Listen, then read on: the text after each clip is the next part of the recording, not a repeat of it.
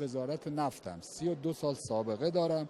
قبل از اینکه آقایون نفت رو بشناسن من کارمند نفت بودم. کارمند نفتم بر اساس اونایی که میدونن نفت بر اساس یه رتبه هست، مدرک تحصیلی است و سابقه و شایستگی حقوق تغییر میکنه. حقوقی هم که من دارم میگیرم بالاخره خود مجلس مصوب کرده که در تهران با سقف حقوق 20 میلیونه، بنابراین کسی دیگه نمیتونه بیشتر از 20 میلیون بگیره. بالاخره من منتقد اصلی بودم، گفتم آقا توتال می اومده تو این کشور، اومده اطلاعات رو برداره ببره، اومده جاسوسی بکنه، همه هم اینو میدونستن، ولی وزارت نفت آقای مهندس زنگنه بالاخره اومدن پافشاری کردن، توتال رو گفتن اومده، هیچ تضمینی از توتال نگرفتن، هیچ ضمانتنامه از توتال نگرفتن. توتال کشور گذاشت سر کار، دوباره اطلاعات مخازن ایران رو گرفت و رفت. 6 ماه گذشته رو نشون میدم 16 میلیون گرفتمه. همکارا همرده‌های من فرزند در جنوب 2 برابر من الان دارن میگیرن. منتها ما چون تهران می‌بینیم و مصوبه هست این اتفاق. اینم فیش حقوقی آقای زنگنه بیاد با تیمی که آورده و هیچ بوی از نفت ندیده بودن، اونم فیشای حقوقیشونو شفاف بدن بیرون. ولی همون آقایونی که آقای زنگنه که 2 روزم سابقه در وزارت نفت نداشتن، همینجور همراهش برشون داشت آوردشون توی نفت، الان هم پست‌های مهم گرفتنه، هم حقوقای کلان میگیرن، هم بالاخره باعث میشن که همون اطلاعات بره خارج از کشور. گرچه ما توی اون به هر حال معرفی هیئت دولت به مجلس اونجا هم این بحث رو انتقاد کردیم. آقای مهندس زنگنه اون موقع فرمود که به هر حال افتخار میکنم که نمایندگان رو استخدام یا منتقل میکنم، اگه نکنم مفسده به وجود میاد. حالا شما ببینید ما دانشجوهای دانشگاه نفتمون بیکارن، جوانهای فوق لیسانسمون بیکارن، میفرماید اگر اینا رو استخدام نکنیم مفسده میاد.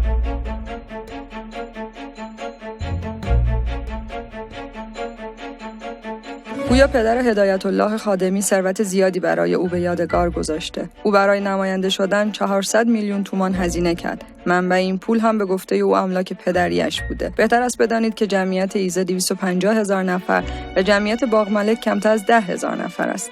خادمی به نطق‌ها و مصاحبه‌های ضد فساد و فقر شهره است و حتی جایی در مجلس گفته بود فقر به جایی رسیده که مردم به کلیه فروشی افتادند.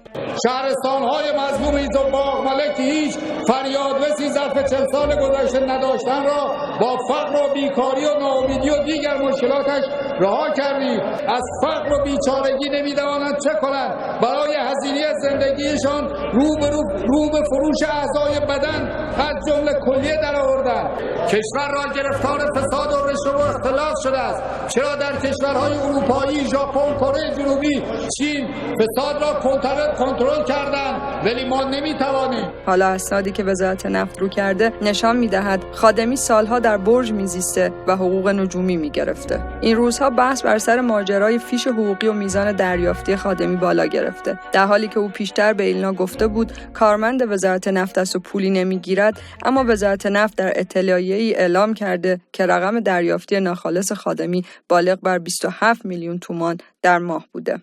خادمی فیش 16 میلیون تومانی رو کرد و حالا وزارت نفت مدعی است این فیش‌ها بدون احتساب 120 ساعت اضافه کاری بود و در یک فیش حقوقی 65 میلیون به حساب خادمی واریز شده. در شرایطی که ایزه و باغملک با مشکلاتی مثل بیکاری و فقر دست و پنجه نرم می‌کنند، خادمی از مهر 87 در یک واحد مسکونی متعلق به شرکت نفتی در برج آسب تهران به وسعت 290 متر مربع زندگی می‌کرد که در نهایت اسفند 96 این واحد سازمانی را پس از قریب 10 سال تخلیه می‌کند. او همچنین به طور همزمان یک واحد 500 متری دیگر متعلق به وزارت نفت را نیز در اختیار داشت. در چند روز گذشته خبرهای ضد و نقیضی درباره میزان دریافتی بهارستان نشین‌ها منتشر شد. جداول مختلف و بعضاً متناقضی هم در این باره در فضای مجازی داره دست به دست میشه. عده‌ای گفتن حقوق نماینده ها قرار 70% زیاد بشه. یه عده دیگه با جمع بستن این عدد با مبالغ دیگه‌ای که گفته میشه تحت عناوینی مثل هزینه دفتر و راننده و غیره به نماینده ها پرداخت میشه، عددهای متفاوتی را منتشر کردن که سبب بروز ابهام شد. این موضوع واکنش‌های زیادی رو به دنبال داشته. به همین دلیل و با هدف ایجاد شفافیت گفتگو میکنم با آقای بهروز نعمتی، سخنگوی هیئت رئیسه مجلس شورای اسلامی. آقای نعمتی سلام، خیلی خوش آمدین. ممکنه بگید دریافتی نمایندگان چقدر، تحت چه عناوینی و مجموعاً چقدر میگیرن نماینده ها؟ بسم الله الرحمن الرحیم. من تشکر میکنم از حضرت عالی و صدا و سیما که زحمت کشیدن برای شفاف سازی، دعوت کردن که خدمتشون باشیم. ببینید، مبنای حقوق نمایندگان بر اساس قانون خدمات مدیریت کشور هست، یعنی نمی شود که خلاف اون یا خارج از اون اتفاقی بخواد بیفته. و آن چیزی که به عنوان حقوق، یعنی سقف حقوق یک نماینده‌ای که 2 فرزند داشته باشه، ایثارگر باشه، عرضم به حضور شما، با همه موضوعات مختلف اگه بخوایم کنار هم بگذاریم 8,700,000 تومان هست که البته از این محل مالیاتش باید کم بشه، کسورات خودش رو داره و اون چیزی که به عنوان حقوق نماینده پرداخت میشه این هست که من خدمت همه نماینده از مجلس حقوق میگیرن؟ نمایندگانی که در واقع کارمند دستگاهی نیستند و یا بعضا ممکنه بازنشسته باشن، این نمایندگان این حقوق رو از مجلس میگیرن. اما عزیزانی که فرضاً استاد دانشگاه هستن مأمور میشن به مجلس، یا عزیزانی که بعضا ممکنه که پاسدار باشن، برادرانی که ممکنه که از دستگاه‌های مختلف معلم باشه، کارمند اداره باشه، اشل حقوقیشون میشه دستگاهی که از اونجا مأمور شده. بله، از دستگاه مربوطه. خب ببین الان مثلا ما سقف حقوق در پست‌های سیاسی زیر 10 میلیونه، در شرکت‌های دولتی تا 19.5 میلیون هم میگیرن. یعنی اگر یه نماینده کارمند یه شرکت دولتی باشه و نماینده شده باشه، تا سقف همون 19.5 ما میتونه از اونجا بگیره. نه خیر، تا همون سقف در واقع اشل خدمات مدیریتی رو میگیره. کشوری میگیره در سقفی که فقط هیئت علمیه مستثنا. فقط هیئت علمیه ها و قضات محترم اونها مستثنا هستن که اون بر مبنای حقوقی که باید اون وقت بقیه دریافتی نماینده حالا بقیه دریافتی که باشه، نمایندگان قطعا دریافتی دیگه ندارن، اما یک سری هزینه‌هایی وجود داره که این هزینه‌ها رو مجلس پرداخت میکنه. فرض کنید یک آقای وزیر، یک آقای استاندار، یک آقای سفیر، یک آقای بخشدار، یک آقای فرماندار، یک آقای مدیر کل بالاخره یک دفتری داره برای اینکه مراجعین به اونجا مراجعه میکنن هزینه‌اش پرداخت بشه، که خود دولت این هزینه رو پرداخت میکنه. اما ما که در شهرستان‌ها یا در تهران یا در جاهای مختلفی که امروز نمایندگان ما دارن زحمت میکشن، یک سازمان استقرار یافته‌ای که مثلا این امکانات رو داشته باشیم نداریم. مجلس دفتر نداریم. ببین، دفاتر نمایندگان مجلس جداگانه است، اما در شهرستان هفته سرکشی نمایندگان به شهرستان‌های مختلف هست. به غیر از هفته اون زمان ممکنه ایام تعطیلات مختلف، پنجشنبه، جمعه ها نمایندگان میرن به دفاترشون. نمایندگان میگیرن برای دفاترشون در شهرستان. نمایندگان هیچ دخل و تصرفی در این موضوع ندارن. مجلس شورای اسلامی فرض کنید آقای حیدری به عنوان نماینده فارس زحمت میکشن اونجا نماینده هستن در یکی از شهرستان‌ها، یک جای رو اجاره کرده، مبلغ اجاره رو مجلس پرداخت میکنه و راننده و بله اگه اجازه بدید بله من خدمتتون هستم. 2 نفر هم یک نماینده به عنوان همراه، حالا میتونه مسئول دفترش باشه یا میتونه به عنوان فردی در کنار دست ایشون که بخواد در واقع پاسخگوی مردم باشه، این رو هم در واقع هر نفر از این عزیزان هم 2,500,000 تومان هزینه برای هر کدوم از هر اونها نماینده 2 نفر میتونه داشته باشه.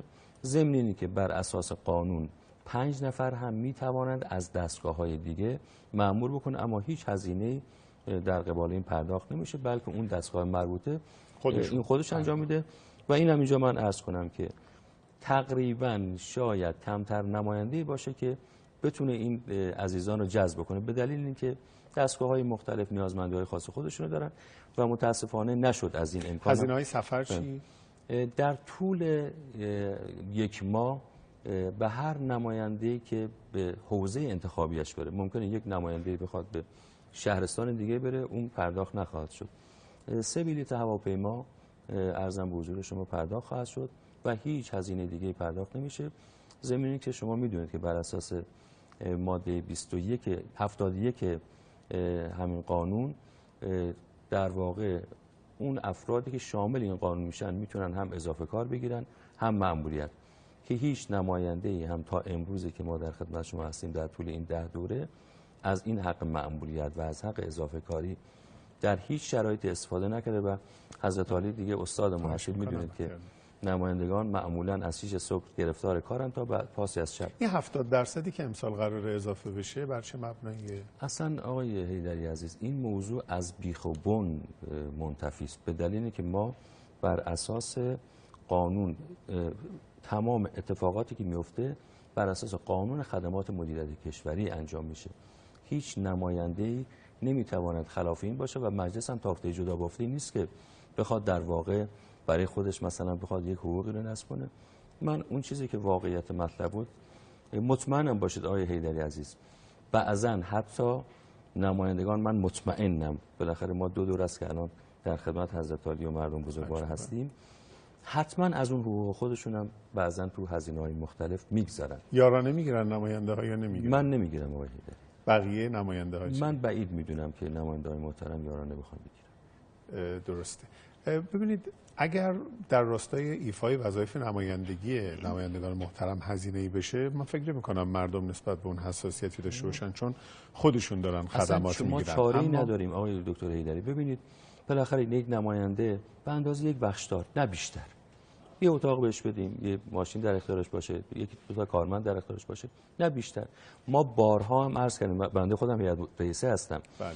بارهای بار نمایندگان محترم ما خاصشون میگه آقا اصلا ما رو با ما هیچ کار نداشته باشید. یه دفتر، یه راننده، یک نفر مسئول دفتر، یک کسی که خدمات اون مجموعه رو برای مردم بالاخره یه چای تلخ جلوی مردم بگذارن انتخاب بشه و در اختیار مجلس قرار بدن که این اتفاق اگه بیفته این مسائل به اعتقاد من جمع میشه و من فکر میکنم باید به سمت و سو هم حرکت کرد، به دلیل اینکه دیگه هر روز این مشکلات پیش میاد. بعد مثلا بحث‌های حقوق 70% اضافه کردن اینا. خیلی متشکرم.